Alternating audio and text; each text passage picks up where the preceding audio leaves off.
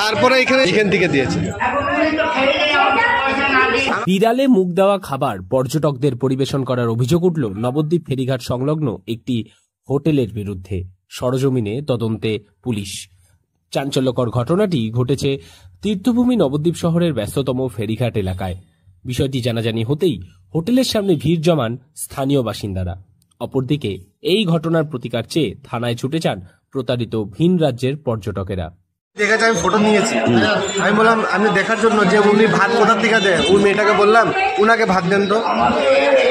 উনি গিয়ে দেখলো যে আমি ফটো তুলেছি, এখান থেকে বসে ঘুরে দেখলো। উনি যে দেখে যে বিড়ালটা খাচ্ছে, উনি কি করলো হাতটা মুছে এসে বেরোলো, ভাত তো লাগবে না। তারপর আমার ভাবলো না ভাত দেন আপনি, তো ভাতটা যখন নিতে গেল দেখলো বিড়ালটা তুলা ঢেকে দিল। তারপরে ওই ভিতরে হান্ডির থেকে ভাত। এটা আমার খাওয়ার লোকে যদি থাকে, দেশকের লোকে থাকে, কার জন্য, পশুর জন্য ছিল না আমাদের জন্য ছিল? আমি যদি মিশা করছি ভিডিওটাকে ধাক্কা মারে। আপনারা এসছেন কোথা থেকে? আমরা গুয়াহাটি আসাম থেকে ফ্যামিলি নিয়ে। ফ্যামিলি মানে আমার মা, আমার দাদার ছেলে, মেয়ে সব আছে। এখন পুলিশ এসছে, পুলিশ জিজ্ঞাসাবাদ করছে, তাই তো? আমি স্যারকে বলেছি যে তীর্থস্থানে বাইরের মানুষ এসে যদি এগুলা খায় তাহলে কি হবে? মানে এত নতুন আমার জায়গায় এরও আসতে পারে মানুষ, এরও রিলেটিভ আসতে পারে, এরও আসতে পারে, আপনি নিজেরও আসতে পারে। ওরা তো এখানে খাবে না, ওরা তো জান। বেশ কিছুক্ষণ বাকবিতণ্ডা চলার পর ওই হোটেলের মালিককে সতর্ক করে ফিরে যায় স্থানীয় থানার পুলিশ। স্থানীয় সূত্রে জানতে পারা যায়, দুপুরে নবদ্বীপ শহরের পূর্বাঞ্চল বড়ালঘাট ফেরিঘাট এলাকায় একটি হোটেলে পরিবার নিয়ে দুপুরে খাবার খেতে আসেন গৌহাটি থেকে পরিবার নিয়ে নবদ্বীপে ভ্রমণ করতে আসা শঙ্কর পাল।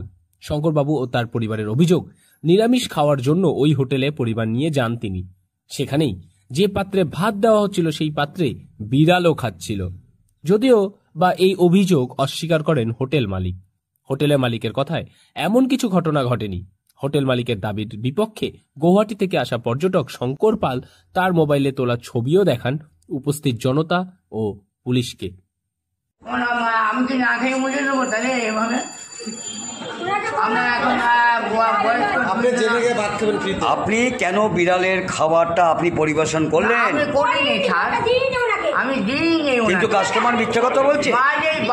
আপনার শত্রু কাস্টমার, উনি ফটো, একটা বাচ্চা ছেলে সে পর্যন্ত বলছে। শেষ পর্যন্ত এমন ঘটনা আর হবে না বলে ক্ষমা চেয়ে নেওয়ায় হোটেল মালিককে সতর্ক করে ছেড়ে দেয় পুলিশ। নদিয়া থেকে মৈনাক দেবনাথের রিপোর্ট, লোকাল 18 বাংলা।